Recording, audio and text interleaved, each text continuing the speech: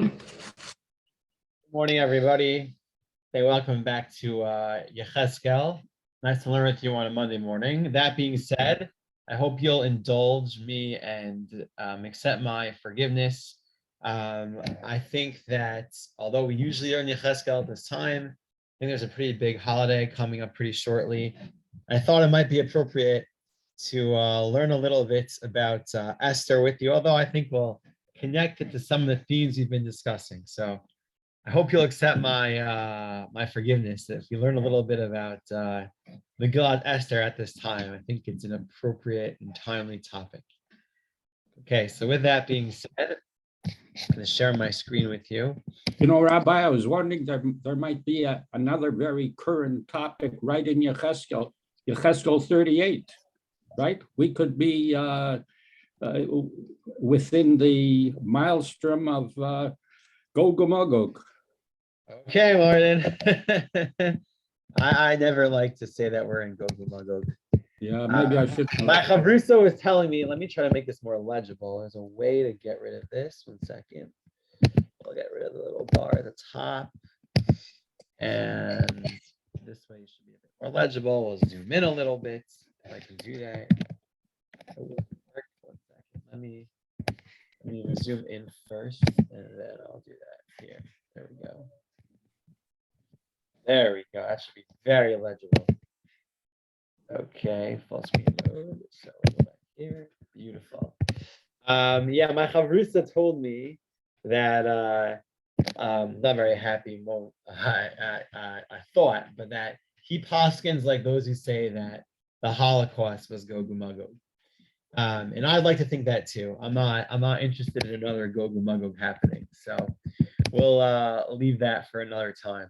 So I want to talk to you about today, of course, is the Purim story, but I would like to argue, and it's not really my argument, that the Purim story is a continuation of a much older story, and that we find parallels, very compelling parallels between the characters of the Megillah and their story and the stories of our forefathers and foremothers that are told in our Chumash. So we're not going to explore all of those, but I think we'll explore a lot of them. And I want to discuss what we might take out of that parallelism. And I want to just give credit first to my friend Rabbi Ari Lam, who had a Twitter thread about this that I think might have gotten my mind thinking about it. And also, we had a wonderful event on Motzei Shabbat, our Megillah Marathon, and Rabbi Instandig also discussed some of what we're going to say today. So I think we'll take it in a bit of a different direction. So here we go. What we're going to do, you'll see this first little table over here. We have parallels between Yosef and his story, Yosef HaTzadik, Joseph, the son of Yaakov. Again, for those who are coming in a little bit late, I think it was appropriate to talk about Megillah today, but we'll mention Yechezkel. We'll be Yotzei Archiv to mention Yechezkel. And the story of Esther and Mordechai. So let's start with the story of Yosef. I'll read it in English, and then we're going to go back to the Hebrew for some of the parallel language, right? So we're picking up from the middle of the story. You know the story of Yosef. Yosef seems to be the favorite of Jacob's sons. The other brothers are not particularly fond of that favoritism. They don't take it too well. They first decide they're going to kill him. Then they say, you know what? We'll let him off easy, and they sell him. Yosef is sold. He's sold to a fellow named Potiphar. Potiphar, Sris Paro Sarat Habachim. Potiphar, the head butcher, executioner. And he's in Potiphar's house, and he's very successful. So this is in Bereshit, chapter 39, I believe. Yes. And I'll read the English, and then we're going to go back to the Hebrew to see some parallels. So Potiphar, he left all that he had in Joseph's hands. This is Potiphar. And with him there, he paid attention to nothing save the food that he ate. Might be a euphemism there, but Joseph had free reign in Potiphar's house. Now Joseph was well built and handsome. Yefei Toar, Yefei Mara. That's what that means. He was good looking. After some time, his master's wife, Potiphar's wife, Eshet Adonav, cast her eyes upon Joseph and said, lie with me. She was forward, not even like a pickup line, like straight. Shechva imi, lie with me. But he refused. heroically, said to his master's wife, look with me here. My master gives no thought to anything in this house. And all that he owns, he has placed in my hands. He wields no more authority in this house than I, and he has withheld nothing from me except yourself, since you are his wife. How then could I do this most wicked thing and sin before God? Just parenthetically for a second there, it's interesting, right? How would you have ended this last line? Yosef is telling Eshet Potiphar, listen, lady, I guess I'm flattered by your offer, but your husband has been so loyal to me and so gracious to me. He's given me everything. I get to do whatever I want, and he's trusted me with everything except for you. How can I do this and sin too? How would you end that line? How could I do this and sin too? What'd you say? You're all on mute. Can you unmute? I would have said, and do this sin against Potiphar. Yeah, exactly. And since your husband, right. Now, I don't think it's, obviously a sin to Potiphar. In this case, it also be sin to God. But just bear that in mind for a second. Yosef can't help but say it's a sin to God. Anyway, but okay, then here's what happens next. So, he makes this whole moral religious argument. Is Eshet Potiphar convinced? No. And as much as she coaxed Joseph day after day. She tried to lead him on. He did not yield to her request to lie beside her to be with her. Okay. One such day, he came into the house to do his work, none of the household being there inside. What to do his work means is actually a bit of a discussion. There are those in Chazal who say to do his work actually means to succumb. It's a euphemism. That being said, she caught hold of him by his garment and said, lie with me. But he left his garment in her hand and got away and fled outside. Right? Now, it doesn't end very well for Yosef. If you know the story, she makes up a whole thing. She pretends that Yosef was trying to seduce her. She gets Yosef in big trouble. He gets thrown in jail, which is part of Yosef's story. It's very tragic, the first part. Yosef's betrayed again and again and again. He's betrayed by his brothers. He's betrayed by Potiphar and Eshet Potiphar. He's betrayed by the butler in the jail, doesn't remember him for 2 years. Okay, that's the story of Yosef. We good with the story of Yosef? Clear, we know the story. Of course we do. Let's go to the story of the Megillah. I'm going to read you 2 selections from the Megillah. We'll do it in English, and then we're going to look at the Hebrew phraseology, okay? So this is in the beginning of Perek Gimel, or Perek Bet, excuse me. And this is actually, when we read on Megillah night, on Wednesday night, this is the first of the verses that everybody says together. So we'll read it in English. In the fortress Shushan lived a Jew by the name of Mordechai, son of Yair, son of Shemi, son of Kish, a Benjaminite, Ishimini, a descendant of the tribe of Benjamin. A little parenthetical, it says Kish had been exiled. Maybe that works out chronologically. Okay, he had been exiled from Jerusalem in the group that was carried into exile, along with King Yechoniah of Yehudah, which had been driven into exile by King Nebuchadnezzar of Babylon. He was a foster father to Hadassah, that is Esther, his uncle's daughter. For she had neither father nor mother. The maiden was shapely and beautiful. And when her father and mother died, Mordechai adopted her as his own daughter. Okay, looking at this pasuk in and of itself, any parallels yet between Esther's story and Mordechai's story and Yosef? The physical descriptions. Very good. So they're both described as shapely and beautiful. If you look at the Hebrew, the term is a little bit different. Yosef is Yefei Toar v'Yefei Mareh. She's Yefat Toar v'Tovat Mareh. Very similar, though. Very similar. Now, is that convincing? Or does this mean that they're similar in their terms of the themes of each story or any idea necessarily? Maybe not. There may have been a lot of beautiful people in the world. Baruch Hashem. Okay. Baruch Hashem. But we're not done yet. I'm actually wondering if you see anything else here. So Yes. Esther, Yeah, I see something there. Mordechai adopted her as his own, and it seems like Potiphar adopted Joseph as his own. Right. Well, I would rather take Mordechai as the person who adopts me than Potiphar. If I were to choose between the models of adoption, doesn't seem like Potiphar and Yosef had such a close relationship. But I think Ellie, you are making a good point in the sense that, you know, Esther has no father or mother. Now, Yosef did have a father and a mother, but Yosef's mother passed away, right, at a very young age, and his father, at least in the story, is got like he's been taken away from him, right? He was sold into slavery. You know, I didn't put this on the source sheet. I'll even put it a little bit of a step further. That what happens to Esther? So first of all, in this verse, you see that Mordechai is being described as exiled, right?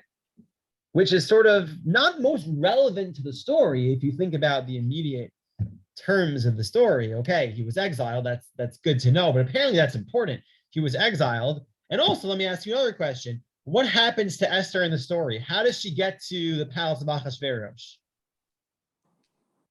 Gets kind of conscripted into the harem.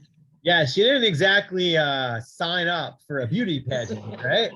Doesn't sound like it. It's the fact that maybe you might have thought that. The Megillah is very, very particular. Batila kach Esther, she is taken. Every time it says she is taken. In fact, there's very little that Esther actually does actively till the end of the Megillah. She's very much passive. Things are done to her for the first half of the Megillah. But you see some sort of parallel there. Yosef is taken, Esther is taken, exile, they're both beautiful. Okay, but maybe you're not convinced yet. That's fine. I really wouldn't. Let's go a little further. Okay? So that's the one part. So now we go to Esther chapter 4, right?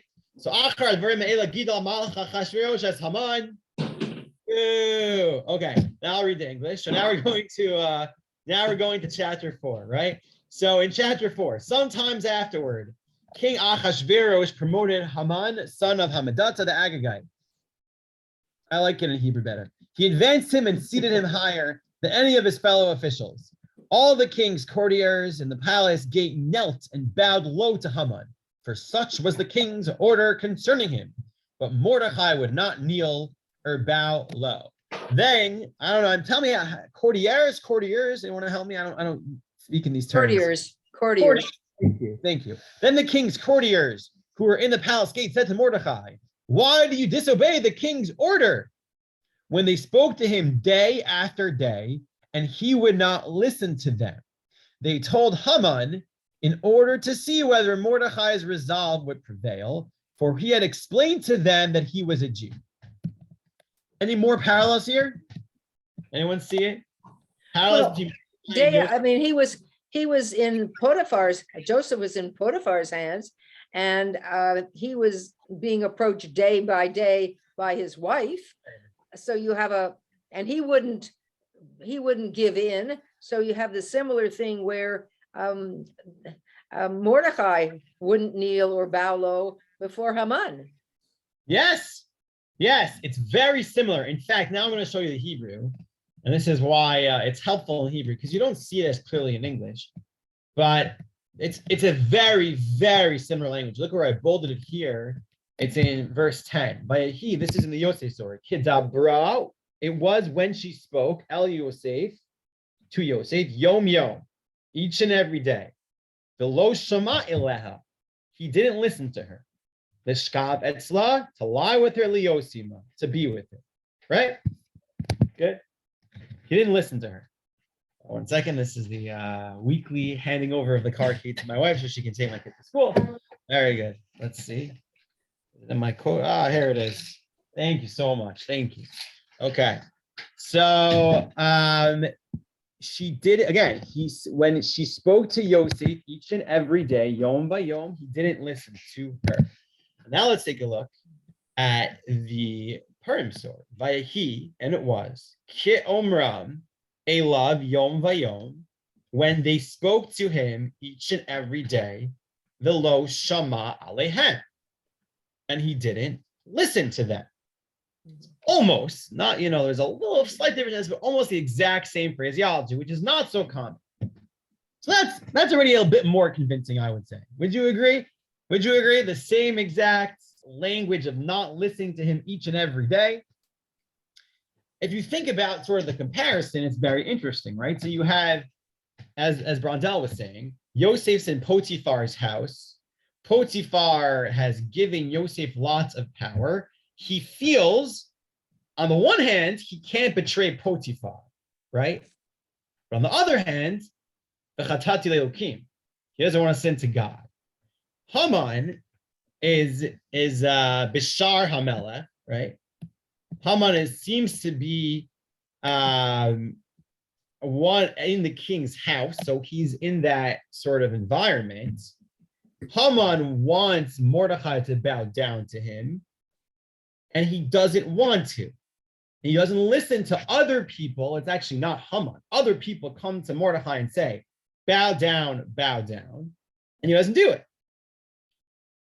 Now, is that, we don't really know why. Is it because of loyalty to God? Rabbi Standing suggested on Motzei Shabbat, maybe some loyalty to Achashverosh, although that's very hard for me to understand, because it's actually the king's royal edict that everybody bow down to Haman, and Mordechai saying, no, I ain't bowing down to Haman. That being said, he doesn't leave, and Maharal actually says, Maharal asked the question, why doesn't Mordechai just go away? Why does he keep going every single day in front of, in the king's gate, near the king's palace, and specifically subjecting himself to Haman's authority and refusing to bow down? He could have just left. Why didn't he just stay home? And Maharal says, well, because the king told him to stand there, so he felt he had to follow the king's orders, and he wanted to be Mekadesh Shem Shomayim. Be that as it may, we have another parallel. Good. So maybe you're still not convinced. And I do want to say, I think there are often parallels in Tanakh between stories, but what you do with them is, also not always 100% clear. And, I don't know, maybe it's just this interesting language parallel. Maybe we shouldn't make too much of it. So I want to go a little bit further here. Okay. So let's look at what happens afterward. Now let's consider this for a second. Also, another parallel Ranstedik pointed out, I think is noteworthy. I would say that Mordechai and Yosef, in some sense, were both heroic. Right? Would you say that? I think I would say that. That's a lot of courage it takes to stand up to Potiphar, to stand up to Haman, certainly. I must say, I think this is really interesting, and I never thought of any kind of parallel between the two stories. Well, I think that was really interesting. I've learned that the reason Mordechai didn't bow down to Haman was that because Haman carried on him an idol. An idol on him. Yeah. And if that's true, he couldn't have done it any other way, right? I hear that. That's one interpretation. Not everyone takes that interpretation, but certainly one. You have it's actually a very long discussion. There's a halachic discussion about this. Because what happens if this would happen to you or I? Would we be forced to do the same? Would we not be forced to do the same? Is it because he had a pasel? Is it because he thought of himself as a god? Why couldn't Mordechai bow down and think in his mind, I don't believe in any of this, I just don't want to get killed? This is a whole Yarog Val Yavor, right? Right, but so the question is, what if you do it out of compulsion, but you don't intend? Is the act of bowing down in and of itself a problem? Is it the internal commitment to serving that God the problem? This is a whole long discussion. Rabbi, there is a parallel in history where the Jews of Spain pretended to be converted to Christianity and practiced Judaism in secret. So there is a parallel in history to doing that. Yes, there certainly is. It's not just that. That also wasn't the first time. Even the Rambam and Igeret Teiman writes at length about Jews who were pretended to be Muslims and kept Judaism in secret. This has happened. Okay. I thought that the prime directive, if you want to use that term, is to survive and to flourish as Jews, no matter what it took. Yeah. So let's. It's definitely its own discussion. I don't want to get too far afield here, but I think Martin's pointing out that there are certain circumstances where you say that the sin is so grave, I can't commit it, even if it means giving up my life. So it depends. It certainly depends. But then again, it depends on the circumstance and what exactly you have to do, etc. Okay, so does the heroism pay off? Does their heroism pay off? Well, Yosef and eventually it Mordechai. does. Eventually, right? So that's the right answer, because what happens right away? Well, Pretty bad. yeah, The right. immediate consequence is pretty bad. Yosef gets thrown in jail. He's trying to demonstrate loyalty to Potiphar. Instead, he gets what to give an order with, thrown in jail. Mordechai is trying to demonstrate his loyalty to God, and then it gets pretty bad. He essentially, and the Megillah even ascribes some blame, or not the Megillah, the Gemara in Megillah ascribes some blame to Mordechai for the decree against the Jews, right? Like that, it's very clear. Haman did it because of Mordechai. He says we'll get to that in just a few minutes. Fine.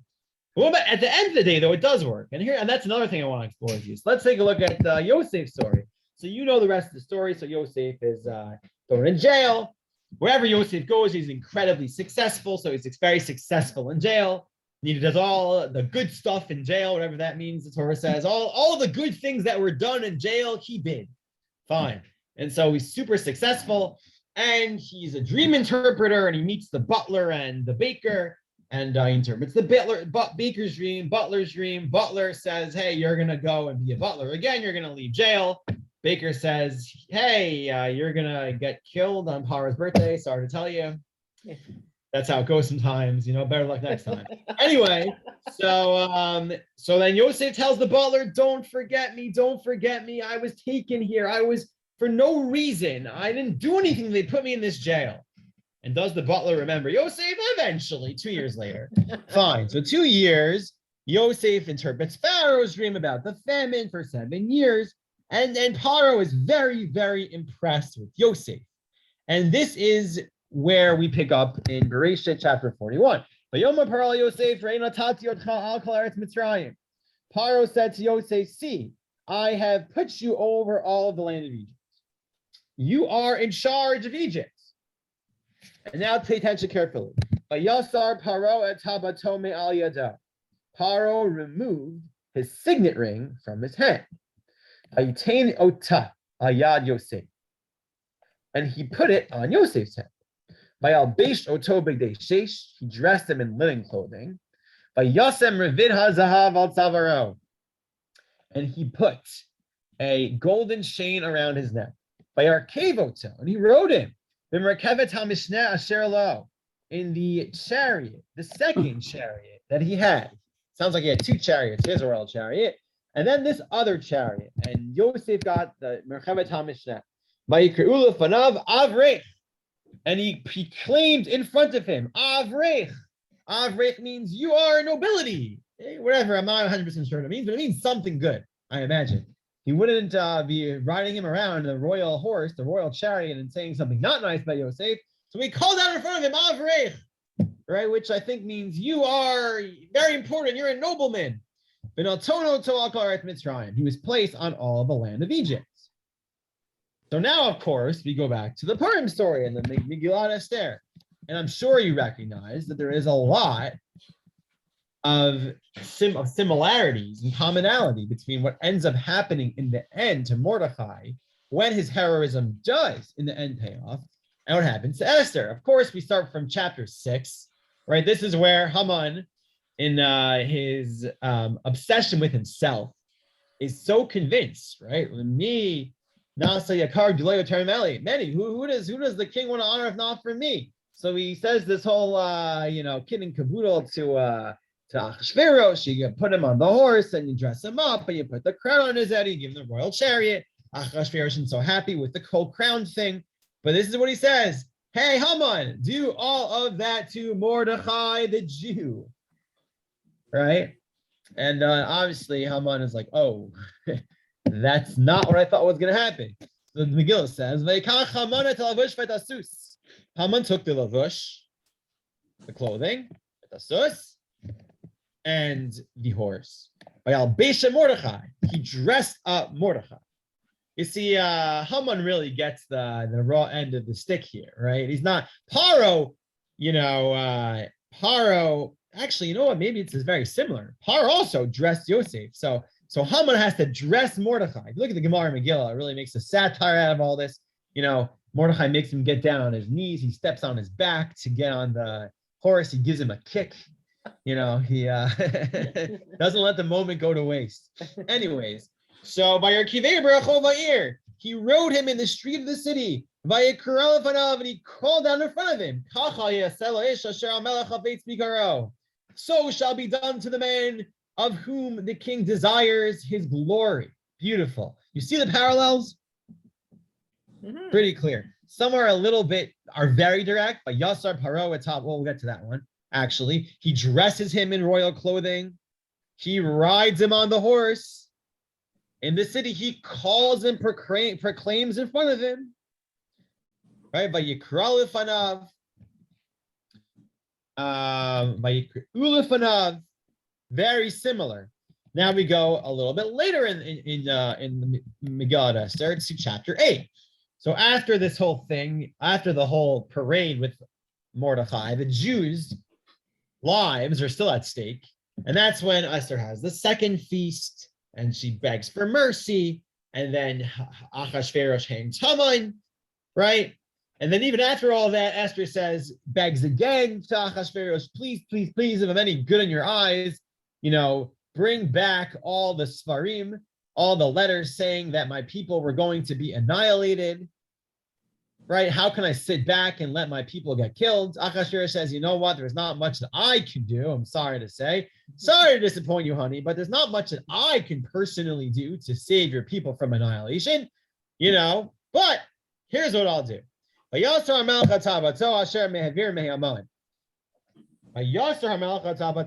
removed his signet ring that he took from Haman, Mordechai, and he gave it to Mordechai. And Esther put Mordechai over Beit Haman. So it's also the signet ring. Both Mordechai and Yosef are rode in the king's horse, dressed in royal clothing, in the middle of the city. They are, there's a proclamation in front of them declaring their glory, and both of them get the monarch's signet ring removed from his hand and placed on theirs. So that's a lot of parallels. Right? Now, maybe you're still not convinced. Okay, whatever, two similar stories. Maybe you're still not convinced. Well, that's fine. The Medrash was convinced. So once Esther Rabbah, the rabbis see a parallel in these two stories, then I think I'm very confident taking it somewhere. So here's the Midrash in source number 2. And I'll read it in Sefaria's very helpful translation. So thank you, Sefaria. When they, the king's spirit, this is according to the Pasuk, when they, the king's servants, spoke to him, Mordechai daily, he did not heed them. They told Haman to see whether Mordechai's words would prevail, for he had told them that he was a Jew. When they spoke to him daily, right? Vayi kamram elav yom vayom. Rabbi Yochanan telling Rabbi Binyamin bar Rabbi Levi, the children of Rachel. Who were the children of Rachel? Rachel Imenu, our foremother. Yeah. Joseph, Benjamin. And Yosef and Benjamin. Good. We know why Yosef is relevant. We've been talking about that for the last half an hour. Why is Binyamin relevant? Mordechai was from Yes. Benjamini. He's a Benjaminite, Right. Yeah. right? They're sons of Rachel. So the Medrash says, the children of Rachel, their miracles are equal, and their ascent to greatness is equal. Maral translate miracles a bit differently. Maybe it means their tests. The actual lashon in the Midrash is Nisan Shaveh. Nes can mean a miracle. Nes can also be from Nisayon, their tests. That's how the Maharal is going to translate it. But that being said, that is, what do we mean by Nisan Shaveh? That is what is written. It was when she spoke to Joseph day after day. Here it is written, when they spoke to him daily, and he did not heed them. And there it is written, and he did not heed her to lie with her, to be with her. Again, pointing that same parallel. That's why I don't think miracles is a great translation. It should say their tests are equal. They were both tested. Both Joseph and Mordechai were tested, and both Joseph and Mordechai passed the test. And their ascent to greatness is equal. Gula Gidulatan Shaveh. That is what is written. Pharaoh removed his ring from his hand. He gave it to Joseph, and he garbed him in garments of linen. Here it is written, the king removed the ring that he had taken from Haman, and he gave it to Mordechai. There it is written, he had him ride in a second chariot, and they cried out before him, but here it is written, and let the garments and the horse be placed, and they will proclaim before him. So shall be done to the man who's honoring the king desires.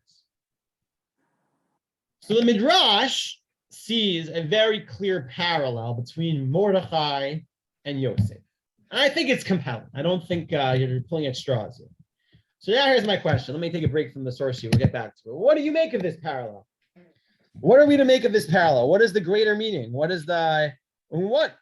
meaning thematic elements? What traits do Mordechai and Yosef share? Go for it, Martin. Well, I was just thinking that it could be that Mordechai was a reincarnation of Yosef, because Yosef failed in one of his tests and had to be reincarnated as Mordechai to be re-given a test. And I'm trying to figure out what that is. Very mystical. Why are we assuming, okay, reincarnation, but where's the... No, what I'm asking is, there's a lot of parallels in terms of the story, but is there anything greater there, any theme? Like in terms of their lives, and I would say the values that they represent. Well, they both were brave. They both felt that they were obeying the words of God. And so there was their faith that they shared. As I say, I find this a really interesting parallel that I'd never thought of before. Good. So let me ask you. Let me take it a step further then for a second. We'll get back to I would say that Mordechai and Yosef were both very brave and courageous. I would also say they both had a lot of faith and loyalty. Mhm. But let's take it a bit further. Think about the context of their loyalty, the setting. Do you think it was easy to be loyal for them? No. What makes it easy to be loyal, would you say? It would be dangerous. Dangerous, first of all. It was very dangerous, certainly. And let me ask you the following, right? Let's say you had a very powerful ruler or boss that is like clearly all over you all the time. And their power is very clear and, demonstrable. Like you can't walk around without sensing them.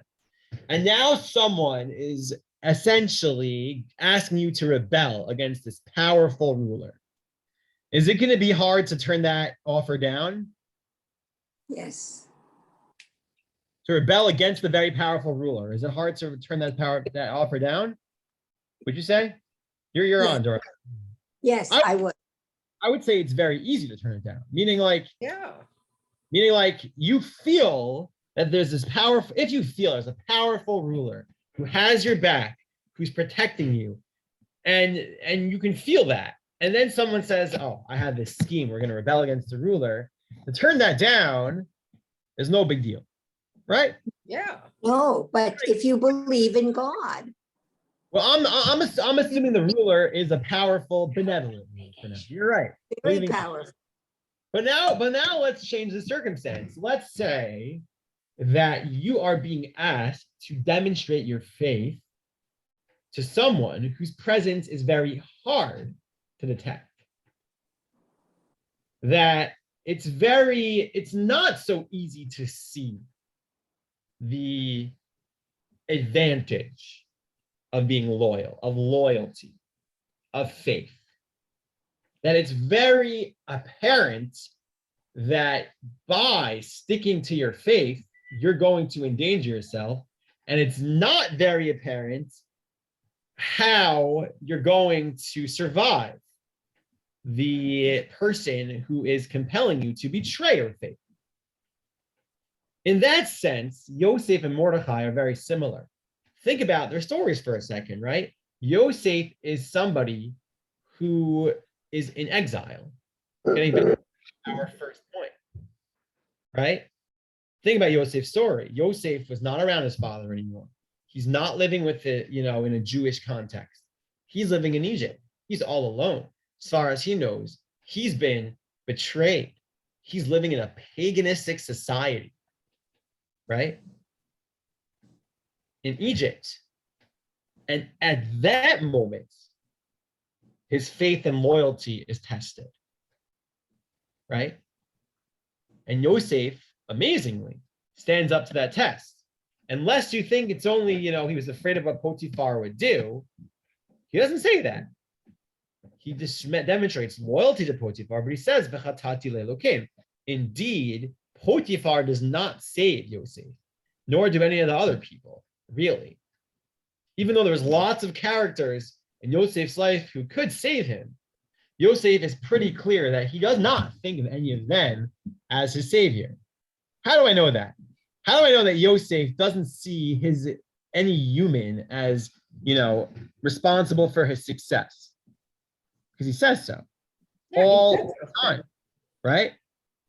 All the time.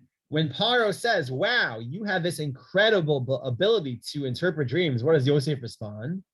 It's because of Hashem. I'm interpreting it because of Hashem. Halokim Yanet Shalom Paro, God will solve it for you. Halokim Pitronim, God interprets dreams. But then doesn't Yosef give his own interpretation? He says God does it, but then that's a question on where that. does it say that he received the inspiration from God? That's a question about how the interpretation of dreams work, and the Gemara says that it depends on the interpreter, and what's the combination of sort of human intuition and divine inspiration. That's an interesting question. But taking Yosef's word for it, he says God interprets it. He ascribes his success to God consistently, even in an environment where God is concealing himself. You could argue, how does Yosef know, what happened to him, why it happened to him, why does he keep getting betrayed, why isn't he exiled, why was he kidnapped, what did he do wrong, wasn't he just being loyal to his father, right? And here's in this very difficult situation, and yet he maintains his loyalty, so much so that after everything is said and done, he says, Elokim chashava l'tova, God did this all for a reason. Now think about Mordechai for a second, right? What is Mordechai? How does Mordechai know, that he is going to be successful? It's very dark. And everybody always talks about what's the defining element of the Megillah? God's name is not mentioned. And it's not just God's name not being mentioned. It's even that there's no religion mentioned that in an open, explicit way, even though there are plenty of opportunities, so much so that there are parallel texts such as Josephus and others, which some of the Apocrypha, which do indeed detail prayers that Mordechai and Esther said at that time, praying to God for mercy. And they're beautiful prayers, but they're not in the Megillah.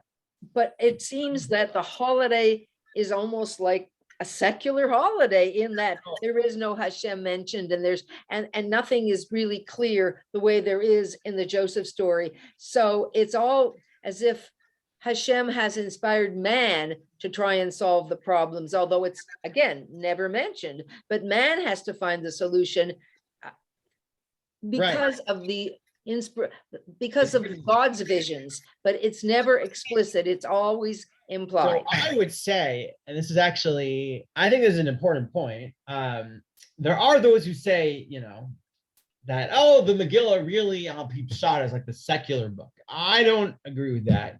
But what I do think is that it's a world in which God is very, very hidden. And that's the world we live in, isn't it? The world we live in, do we see God? Evidently, we don't. Well, Rabbi, is that not one of the reasons that we're said to dress up in costumes? Because it's a holiday in which things are hidden. Hiddenness, right. So it's about being able to maintain faith and loyalty at a time of God's hiddenness. And that's what Mordechai does. But again, like Yosef, Mordechai, we read the book, maybe we don't find God, we don't see God in it. The Jews are very scared. If you take a sort of materialistic or deterministic perspective, they have no reason to assume they're going to survive this decree. Mordechai says, no, I know we're going to survive the decree, right? He says,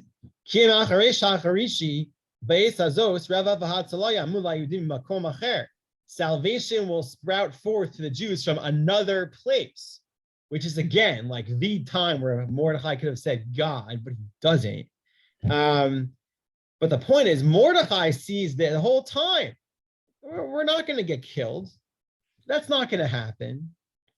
So he has a very clear sense and identification with God and with Hashem, even when it's hidden. And that's the commonality. Being able to sense and be faithful and loyal to God and see his hand in history and in our lives in the exile. So I would then contradict myself by saying that actually there is faith and belief in God that's there, but as you say, harder to see.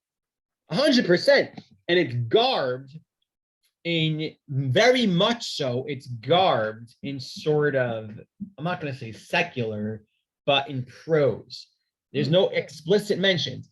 Because I think it's clearly on purpose. You could have certainly rephrased the Megillah in such a way that it did include religion, even the fasting. Fast for me for 3 days. Well, why were they fasting for 3 days if they didn't believe in God? I mean, like, that just seems like a dumb thing to do. Like, what would that even accomplish? If you're, totally atheistic or paganistic person, and you don't really believe in any force controlling things, what's fasting going to do? It doesn't really help you fight. Will it help you lose a little weight, but nothing much in terms of faith? I don't know if you're about to, fight a war, maybe fasting's not the appropriate time, right? Like it doesn't seem like a very, fasting is a religious act. Dr. Novak said on Motzei Shabbos.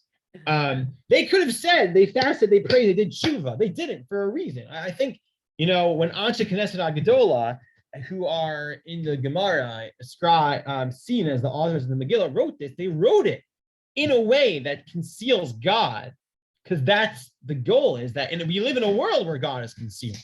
You don't have explicit mentions of God in the world around us. You don't see God right in front of me. We have to dig beneath the surface. So that's Mordechai and Yosef and Esther. That's their unique ability. I want to take it one step further, because I want to say that this is not just, it's not just that this is the unique values and the koach, the spiritual force that we have to glean from Yosef and Mordechai. It's a battle. This is a battle that's taking place, because just as there are parallels between Esther, Mordechai, and Yosef, there's also parallels between Eisav and Haman.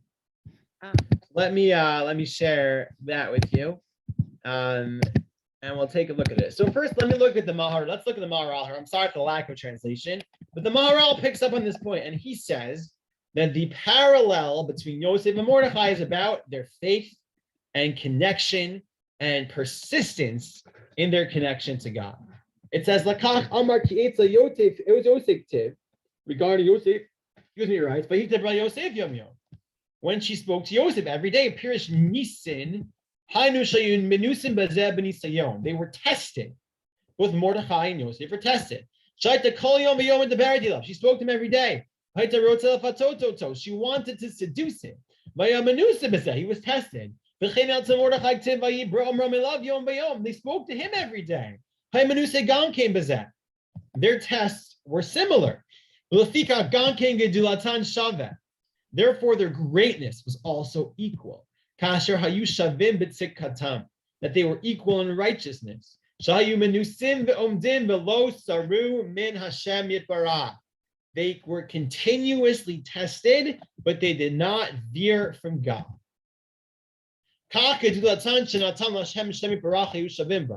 Therefore, the greatness God gave them was equal. Their greatness was that they were close to the king, the monarch. Therefore,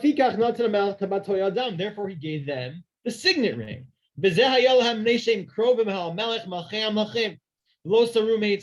This was because they were close to the king of all kings, and they did not deviate from him.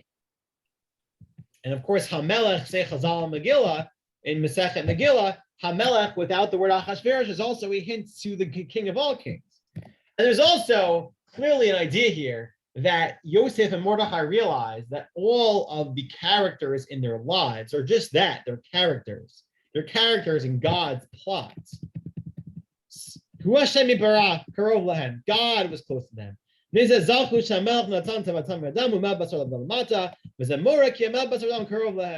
Right?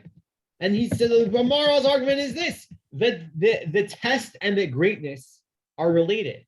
The greatness emanates, the greatness of Mordechai and Yosef emanates from their ability to withstand the Nisayon in a time when it's very difficult to do so. So how does that relate to Eisav and Haman? So now you have this Gemara in Baba Batra. And there's a lot more to say about this, but I've already been talking a lot, and I invite you to look further into this yourselves. Gemara says as follows: right?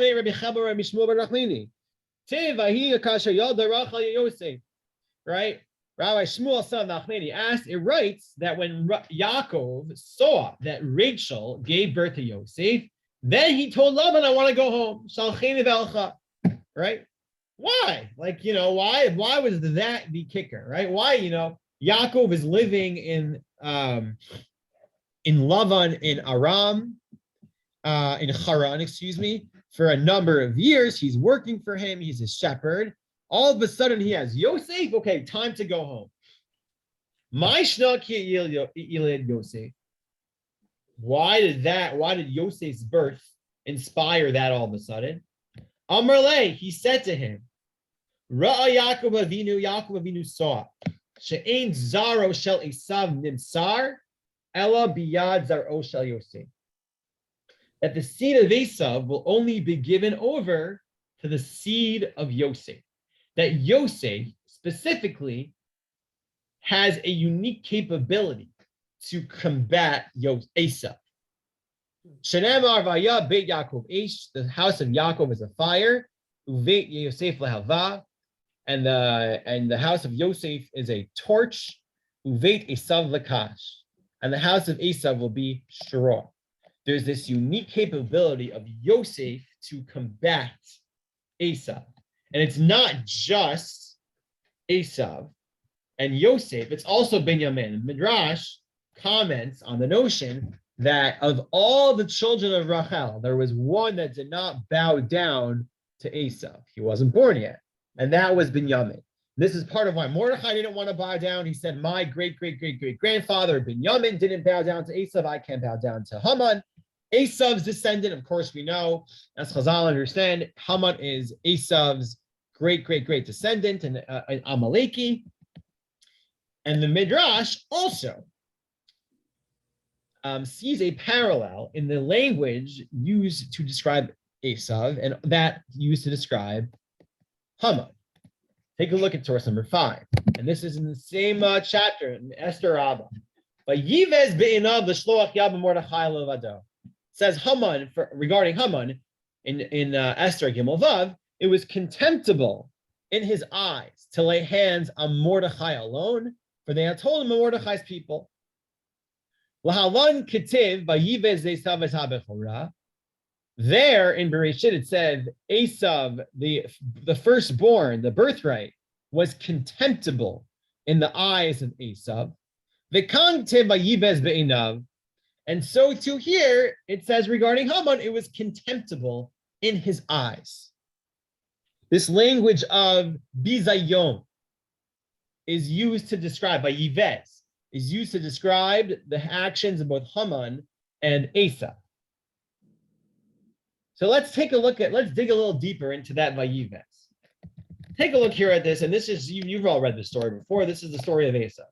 Right? Yaakov and Eisav, this is immediately after they're born. They get a little bit older. Eisav comes back from the field and he's hungry and he's tired. And he tells Yaakov, give me some of that red stuff. I'm tired. Give me the red stuff. Yaakov says, only if you sell me the birthright. And what does Eisav say? I should have brought this in front of you. I'm gonna die anyway. Lama zeli bechora. What do I need the birthright? And read this pasuk. Yaakov natan le'esav. Yaakov gives Esav nechem nazir l'Shem, bread and lentil soup. By Yochal, by Yesh, by Yakum, by Gela. He got up and drank. Sorry, he ate and he drank. He got up and left. By Yivez Eisav et habechora. He showed contempt. He spurned the birthright. When you think of this response of Eisav, I'm gonna die anyway. For what do I need the birthright? He gets up, he eats, he drinks, he leaves. That's it. What ethos does that represent? What sort of philosophy is Eisav demonstrating in his behavior?